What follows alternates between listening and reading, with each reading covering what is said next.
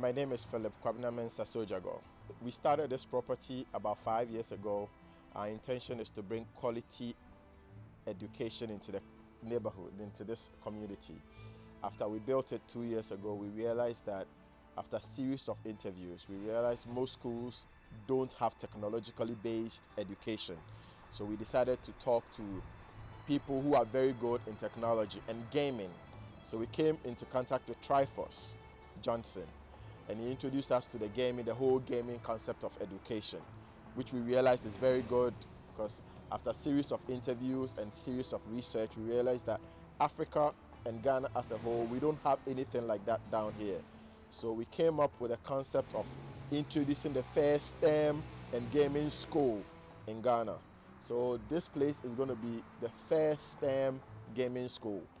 We are thinking of starting next year, 2020, to come up with, take out the whole exercise book and textbooks and notebooks out of the system. We want to introduce the kids to learning with mobile phones and tablets. We want the kids to actually learn how to learn with, the teachers will be teaching actually, not by writing on the blackboard, but by using touchscreen technology, touchscreen technologies. That's what we intend to do.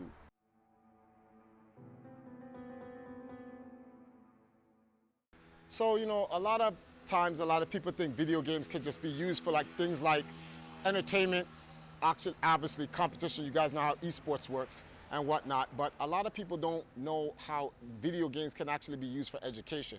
Video games has played a big role in my life growing up in the 80s and the 90s on video games. STEM gaming is not a new concept. It's been around for a very long time. If you want to go back to the days of Nintendo when you were playing Donkey Kong Jr. Math, or when you used to go to school and used to play the Jumpstart games, the Mavis Beacon typing programs, it's always been there, but for some reason we never really moved on with it. And when talking to Phil about his school, and when he told me about his school, I was like, I want to come out to the school and visit it. I was like, let's go take a visit. I want to see what he's trying to actually do. And after touring the school and I'm looking at the different rooms, I'm thinking a lot of schools are obsolete. All these desks, blackboards, all of these things are pretty much obsolete. Why are we even using books in a day when we have tablets? Some people would argue, well, if you have a tablet, we'll lose the way to write because we'll always be typing or using our thumbs. And that's not true because you have styluses on your tablets. We should be using phones and tablets for actually writing. Save the earth. Stop cutting down the trees for paper. Everything should be on a database or a computer.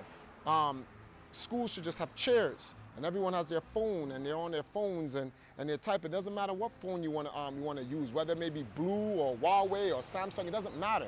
We have huge technology companies that can be sponsoring the technologies of these schools to help the advancement of how we teach in today's time, because the old way is obsolete. I thought the old ways were obsolete back in the 80s for me. I thought school was boring.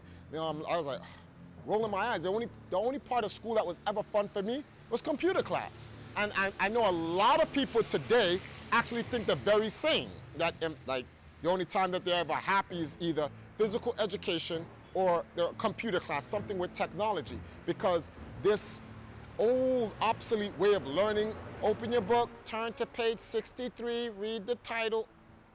I know the kids who are watching this is like, yes, he's right, because trust me, I went through the same crap you guys went through. So we need to find a way to update how we do schools and stuff like that, and games can definitely do that.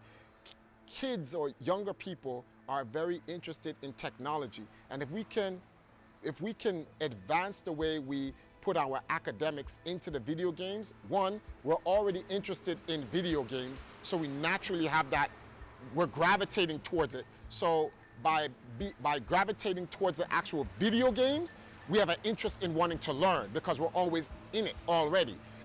You play a video game, you're competing against somebody, they're beating you, you don't know how to beat them, you're gonna wanna learn what it takes to beat them. So that's why kids will sit down for hours on end playing games like Fortnite and League of Legends, because they wanna learn what does it take to beat, what item, what building skill, whatever it is. That same thing can be applied to education.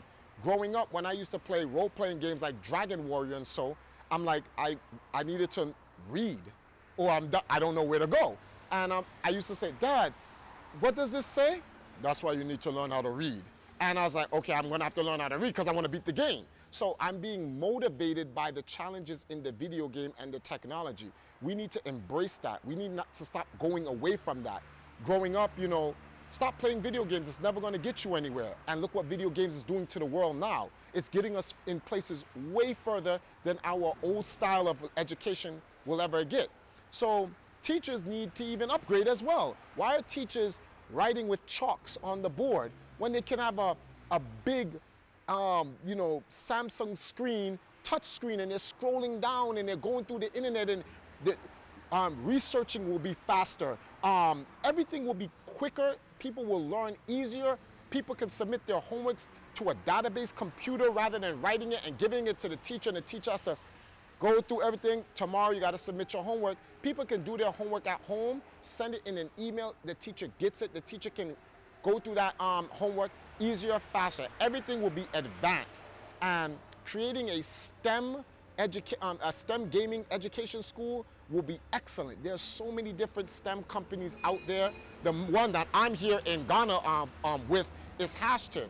And can you imagine Hashtiv creating an actual school? Well, not necessarily creating a school because the school is already built, but outlining the school with its gaming technology to advance them. This will literally create a triggering effect where big technology companies, we're obviously going to need the internet and telecommunication. The big telecommunication and internet companies can get involved and help advance who we are as human beings. This is what's needed, because the next generation is going to be able to advance Earth through their education. So the reason why Earth isn't moving faster or better is because look at how we're teaching our kids. We're not really teaching them. We're just teaching them the same thing that we know.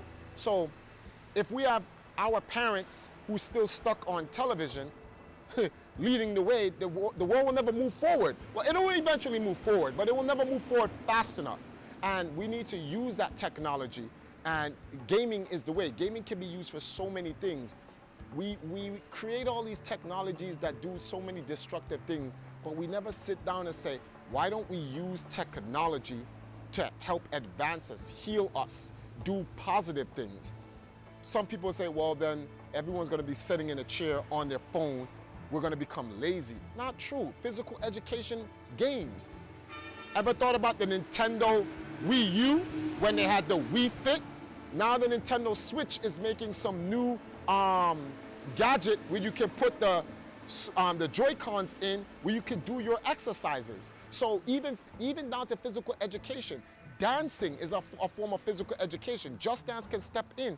So there are many different games that create exercise that gives you your physical education. So video games, the only thing video game can't do right now is cook your food. Actually, I'm sorry. There's Cooking Mama. So there's a video game that even teaches you how to cook. Video games does everything. Video games can probably stop world war. Video games can actually bring peace to the world. We just need to be able to push the video games in the right direction. So it's about the direction. And with companies like Hashtiv and gamers out there who can step forward to influence that technology to be used for something positive like advancing games, we're going to see a faster, more vibrant advancement in education for humanity. All right, guys, so that's it on our feature here for STEM gaming education.